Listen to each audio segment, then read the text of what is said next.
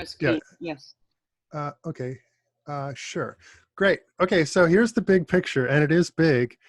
It's basically, this is a project I started 3 years ago, and the ultimate goal is to monitor the health of the biosphere, which means all life on planet Earth. That's rather ambitious, right? Um, and think of it as basically putting smoke detectors around the whole world, but instead of looking for smoke, we're monitoring the health of the biologics of the Earth. And to do this, we're looking at plankton. And you're biologists, so you, unlike most people, probably know what plankton is. But just to refresh your memory, plankton is basically a general term for anything that floats in water that can't swim against this stream. Usually you think of tiny creatures, but jellyfish are actually plankton because they can't swim against the stream. And so these creatures are amazing. They provide up to about 2/3 of the oxygen we breathe. They sequester the largest amount of carbon from the atmosphere, taking CO2 and burying it in their dead bodies at the bottom of the ocean. And also they're the baby food to practically every species of fish. So I tell people, if you like sushi or you like to breathe, you got to thank plankton. So the basic theory is, let's monitor the health of the plankton because they're basically like the classical canary in the coal mine, which is called a sentinel species, a species that you look at to see if they're in trouble, you're going to be in trouble soon. So that's the premise of all this work, is to monitor the health of the environment by monitoring plankton in situ, meaning where they live, not in the lab.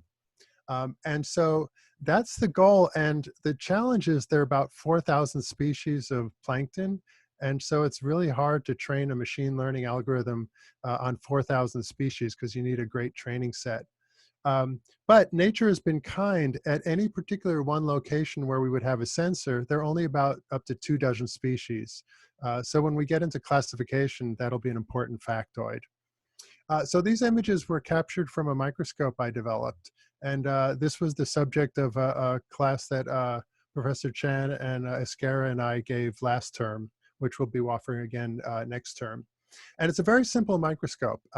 There's no lens, there's no optics, there's no focus, which makes it very easy.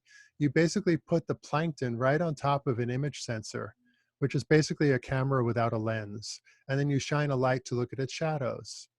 And this is the apparatus on the left. Unfortunately, we're not going to be building at this class, but we're going to use data that was generated from this microscope. So you're basically going to see plankton swimming on top of an image sensor. And sometimes the image will look fuzzy, especially the further away it is from the image sensor. And so we've made actually a version 2, which uses a laser to make holograms. So that, if we might get to that, that adds more resolution but more complexity to the problem. So again, the problem is to monitor plankton in their environment and to classify them, to count how many they are and what types they are. And also something more subtle is to look at their movement. If I come into work one day and I'm limping, you know I'm still alive, but you know something happened to me. And I might say, oh, I was horseback riding or I was skiing. You know I've done something to injure myself. And you can tell that by just how I move. We want to do a similar thing with plankton because if they change their swimming behavior, that affects their ability to eat, to escape predators, and to reproduce. So those subtle non-lethal injuries can have cascading effect on the health of the biosphere.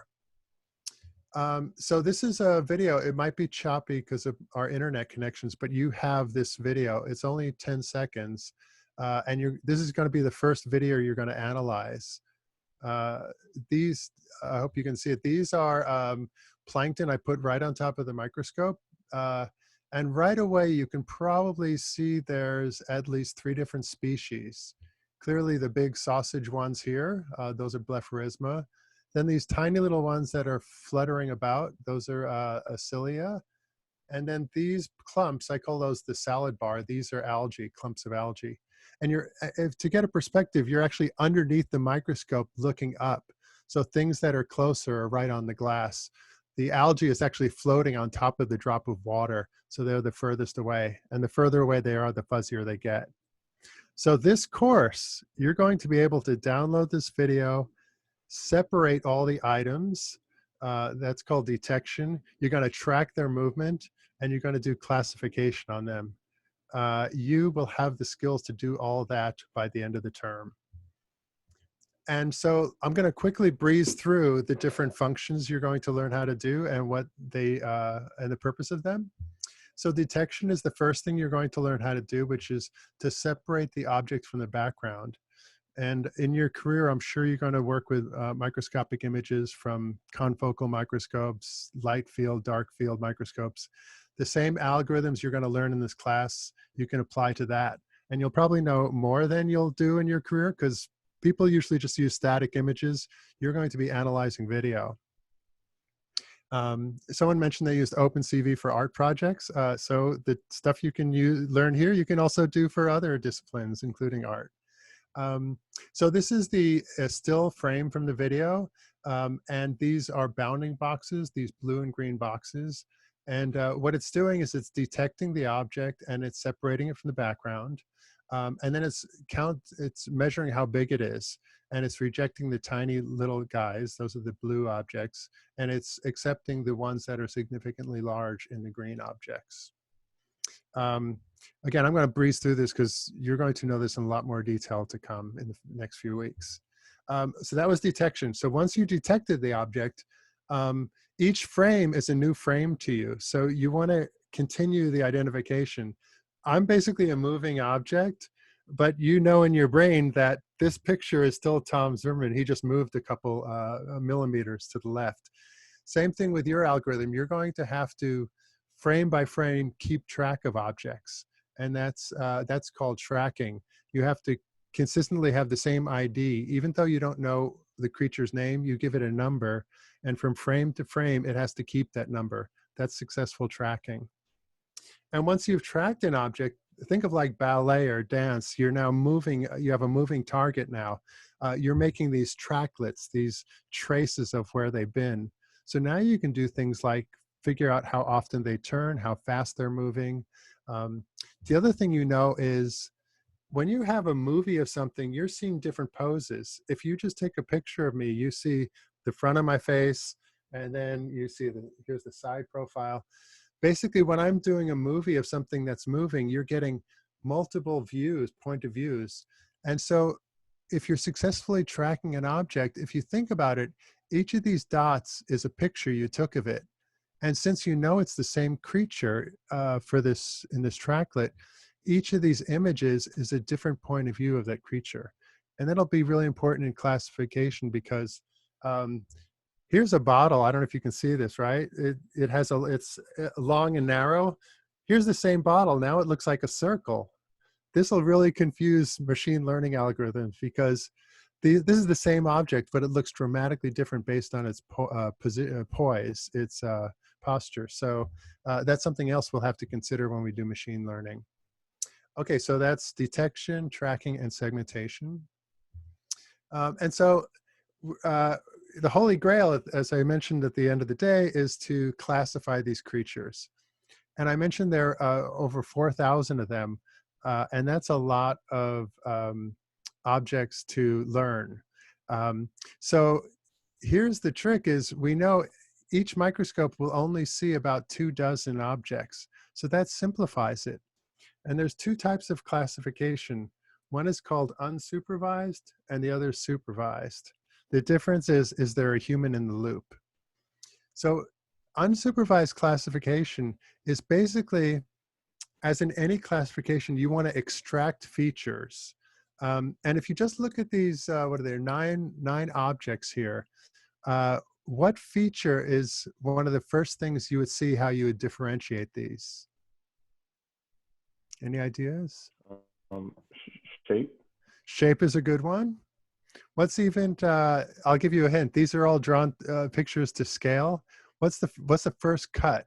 Something very simple. Size, exactly. Size, very good. So if you just counted, if you could detect them, that is separate them from the background and just count how many pixels are on, what's the largest one that'll show up letter-wise? I. Ah, yes. Anyone know what that is? I call it the ice cream cone. It's called Stentor. It's one of our favorite.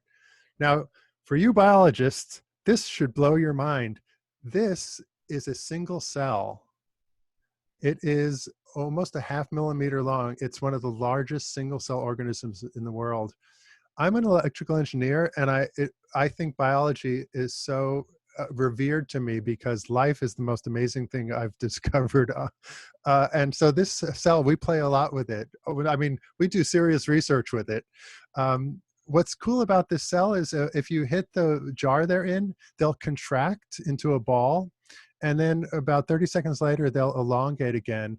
And if you do that 2 or 3 times, about the 3rd or 4th time, they'll stop contracting. They basically learn, which is a very powerful word to use for a single cell. They basically learn that this disturbance is just someone hitting our cage and is nothing to be afraid of. And so I pose to you the question, how do these creatures learn? They don't have a brain. They don't have neurons because a brain is composed of neurons and a neuron is a cell. This is one cell. I know this is slightly off topic, but just to share, you know, let's every now and then just realize how amazing what we're studying is. Anyway, so that's Stentor. And you can see, as I was mentioning, the behavior changes dynamically. So that's where, again, where dynamics are very important. So back to classification, yes, we had shape and size. We do a lot of work with shape, and you'll learn a lot about, we call it morphology. Most of the analysis we do is on shape. And the first program I have for you, which I posted, is the simplest way to classify, which is just by area. And it does a first good cut, but you'll see things that are around the same area, they'll all clump together if you try and distinguish them by area. And usually when you have that, when you have different species that are occupying the same space when you classify, and to separate them, you need more variables, you need more features. So developing features is really the art of classification. Okay, so these are going to be our friends, our 9 species, and that we'll be classifying.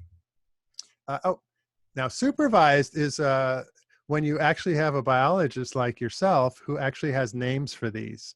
So all of a sudden which when it's unclassified, the algorithm will say, yeah, I've seen this creature again and again. It's big, and I'm calling it I. The supervised part is when you bring an expert in like you, who give them names, and then you can tie in all of what you know about that creature from other observations.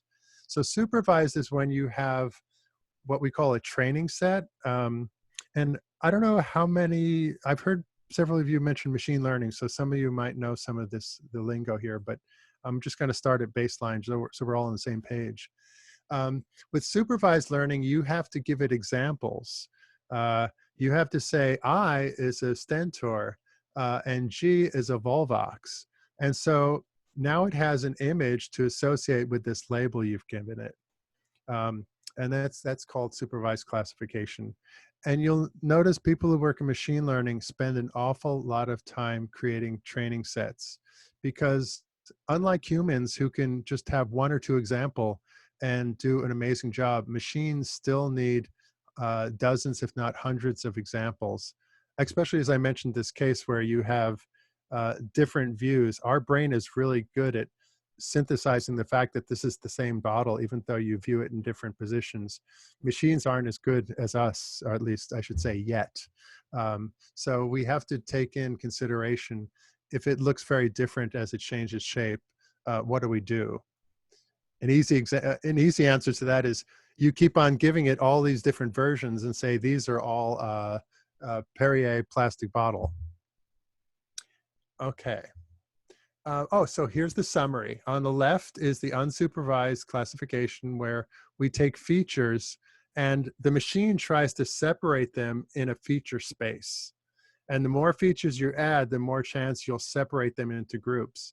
And at best it can say is, I have groups A through G, and then it could count how many times it sees those creatures.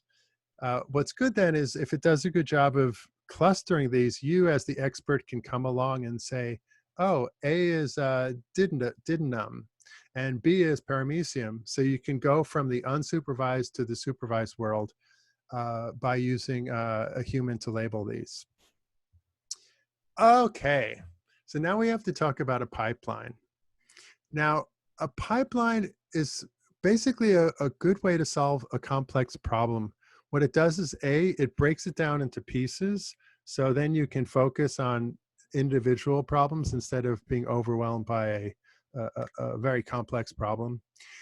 B, it also allows you to study each problem and test each problem. And by making these separate modules that feed into each other, you can then easily swap improvements. So here we have this pipeline. I'll describe in a minute, but you can see there's a piece called detector. If one of you makes a better detector, we don't have to change the whole program. We can just drop in your preferred detector. So this idea of breaking things down to a pipeline makes collaboration much easier. And so a pipeline is just what it sounds. The data comes in before an object, it gets processed, and then it passes it on. So these things are sequential. Also, if you're a hardware person like me, if you had a different computer doing each of these processes, then you can speed it up because it's like dividing work among 6 people. You've got 6 people working simultaneously. So that's why it's also used in hardware. Okay, so let's go through the pipeline. So the first thing is this microscope provides videos. And from the class, we have dozens of videos, and I just pulled one of them for you to examine. So the first thing is a video is composed of lots of individual pictures, individual images. And so what your detector does is it takes that video, looks at it frame by frame, and tries to separate the objects from the background. And the output will be, I like CSV files, comma separated values. The reason I like those is you can look at them in Excel, which is a quick way to make plots of something. It's the most simplest format, so it's very easy for people to exchange them. I know there's more complicated ways to do it with Pandas and Pickle, if you're familiar with those, but I like CSV because it's human readable, and as I say, you can quickly view it in Excel. So each of these processes has a CSV output, so you can then look at its performance individually. So the detector, as I mentioned, takes the individual objects in a frame and puts a bounding box around them, which determines its XY location and how large it is. And one fellow mentioned shape as a distinguishing feature. Once you have a bounding box around an object, like my face, now you can do a lot of analysis on shape, including area. It also spits out images of objects, which is really important for humans labeling it, because they'll say, oh, that's a stentor. Also, you noticed we had that fancy microscope I mentioned with lasers. That one is good to have the individual images because we can instruct the higher resolution images. So that is the detector. The tracker then looks at all the XY positions of all the objects that the detector generated, and it tries to string them together to figure out, is this still the same object and did it move slightly? And there's a really simple way to do it. If your frame rate is fast enough, if you're sampling quick enough, and the object doesn't move too quickly, if you look at my face for a second, if you see, and this is frame 1, in frame 2, it's slightly moved.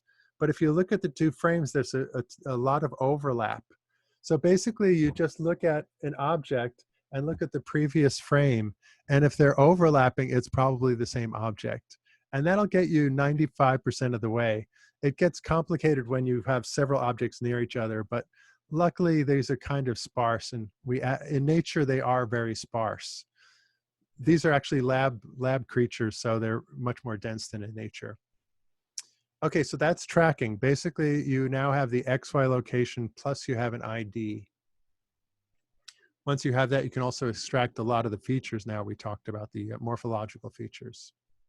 Everyone okay with me so far? A head nod. I see a thumb up. Okay, good. Okay, so now we have tracks. We have all the creatures identified, and we're following where they are. And if we have enough of them, we'll call that a tracklet, a segment. We're confident this is the same creature, and there are enough of them that now we're probably getting different poses too. Um, okay. Um, so that's what a segment is. And now with a segment, we can look at things like changing directions. Each creature has different styles of how they move, how they eat, how they avoid predators. And that also can be used as features to distinguish them. And that's where we pull out the dynamic features. And then finally, the end of the pipeline was what our initial assignment was, is to classify these. So now we have static features, the shape, all the morphological features. We also have the dynamics. Some creatures might look the same, but some move. We have a case where two creatures look the same, but one moves a lot faster in quicker changes. So that's a way to distinguish things that look the same. As I mentioned, also, we want to look at the health. We have another project I'm doing with Professor Esquerra, where we're dosing them with environmentally chemicals you find in the environment, like pesticides, insecticides.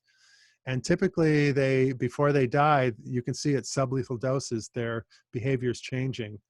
With some insecticides, it's as if they have too much coffee. They're just darting all over the place. Others, it looks like they drank too much alcohol and they're slowing down. So, and those are very detrimental to avoiding predators and eating, as I mentioned. So we're studying sublethal doses on behavior. And finally, the holy grail, as I mentioned, is classification and machine learning. And if you've been looking at the jobs wanted list, machine learning is one of the holy grails of industry now, from driving cars to finding injured cells and environmental impacts and so forth. So it's a great skill to have. And if you're doing anything quantitative in your work, machine learning is a way to basically solve black box problems where you can't figure an analytical solution. Now at the bottom, you might see what looks like gibberish. This week's homework is rather easy. It's just filling out 2 questionnaires. And the purpose is it's really our homework, because we're judging ourselves to see how well we're teaching, especially in this new experiment of online teaching. So bear with us and please fill out these 2 surveys. One is more so we can get your background to see what your skills and ambitions are, to see, are we changing your lives, which we hope we are as teachers. The other is, I have that shopping list of all those instructions. The reason I'm asking you to go through and saying, are you familiar with any of these? Have you used them? Is because then we can grade ourselves, because we hope to teach you what these routines are and use them in your programming experiences, so we can see how well we did. So if you could bear with us, we're always trying to improve our teaching abilities. Hence, this week is really you judging us, helping us judge us by filling out those surveys. And that's, you're basically going to learn 4 areas. You probably used NumPy before, which is the array methods. I see a nodding head. Maybe you plotted data. Who doesn't plot data? So Matplotlib, a tongue twister, is what I use at least. OpenCV, a fellow mentioned he uses this for art, is a wonderful machine learning library. So if maybe you've used ImageJ, this is for serious users. ImageJ is kind of like cookie cutter. If you want to make your own cookies, this is the library to use. It's amazing. Especially because if you set up this thing in Python, usually is if you set up to use one function, you can usually just replace that function with a couple lines of code, which segues well into sklearn. If you could just nod your head yes or no. Anyone use that at all? I'd say a lot of no's. Okay, that's great. sklearn is basically a great way to learn machine learning. And I've just listed a whole bunch. Basically, if you've not done one of them, you probably haven't done any, but if you could just check through all those. Um, what's wonderful about sklearn is if you set up machine learning for one of these methods, you could just replace it with one line of code to try another method. So it's a great way to test a lot of different machine learning algorithms once you set up your training set, your test set, and we'll go through all that. So as I was also mentioning as we were preparing this, there's a confusion matrix, which is a way to study to see how well your algorithms are working. And I realized that would make a good band name too. So if you have a rock band and you're looking for a name, confusion matrix I think is a good one. Okay, hope that got your attention. All right, so I'm going to wrap up here. To do all this, we need to do image processing, and that's what's wonderful about OpenCV. And this is just a quick survey, and we'll get more into this. Carolyn, are you asking a question, or you just, no, I saw your thing lit up. Okay. Let's see. So this movie is starting as a color movie. Since we're using a white light source, you do get color information. But right away we just go to grayscale because we're really interested in shape, and so to do that we have to get it into a binary image. So we basically take the color, turn it into gray, and then the simplest way to get a binary image, which is basically black and white. The object's white, the background's black. Once you can do that, then it's very easy to separate the object from the background. So the simplest way is if the object is much darker than the background or much lighter than the background, then it's a piece of cake. You basically set a threshold, and in our case, our objects are dark because they're blocking the light. So we set a threshold. Anything that's darker than that threshold is the object. Anything lighter is the background. And so that's binary quantization.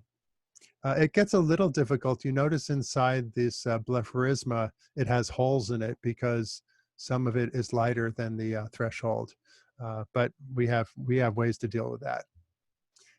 The other variable we can change is resolution. I'll go through this later. This is basically a trick to use resolution to fill in those holes. If you notice in the top left, here's a blepharisma, and see all the holes in there?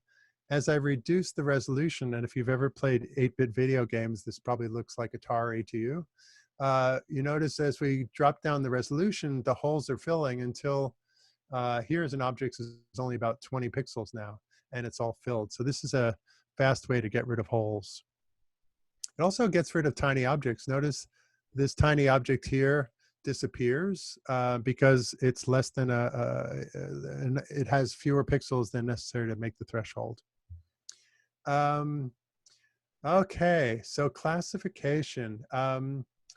This is basically a menu of all different methods. And just keep in mind, you can get fancy, but there's something called nearest neighbor, which when we get to towards the end of the semester, it turns out nearest neighbor works in most cases, and it's the simplest.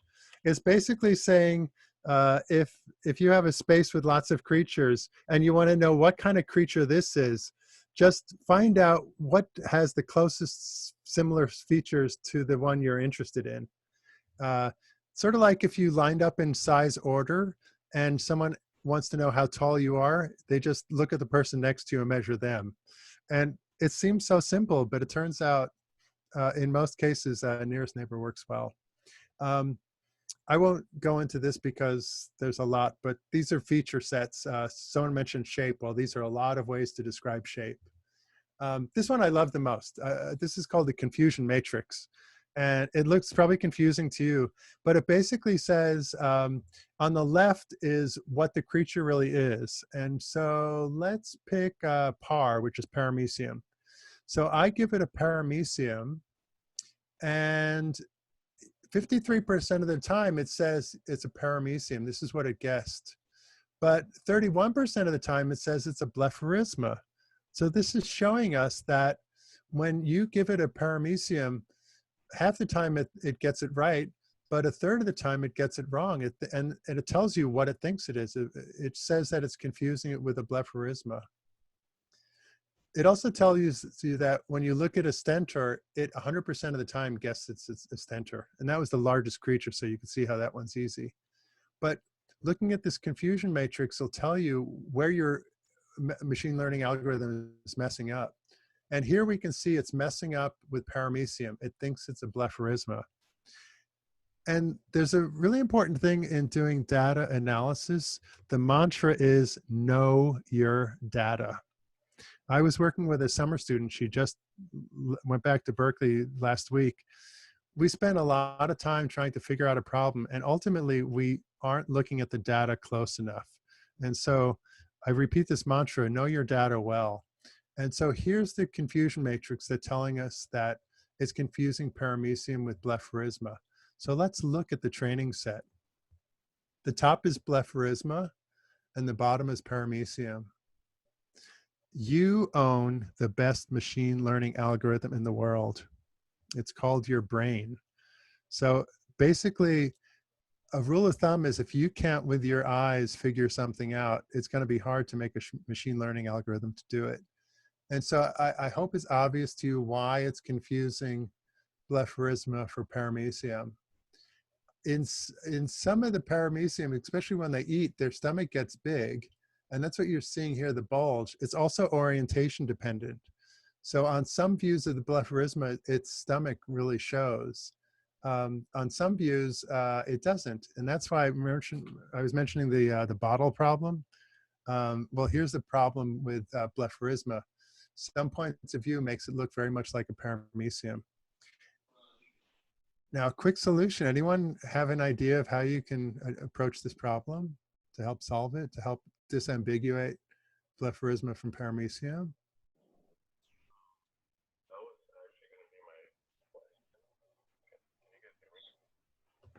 I'll give you a hint. Remember, we have a movie. So here's the bottle. It definitely looks like a bottle. All of a sudden, it looks like a circle. But remember, it's a movie. We're continually tracking this thing. Is it the movement? Close. Something about it.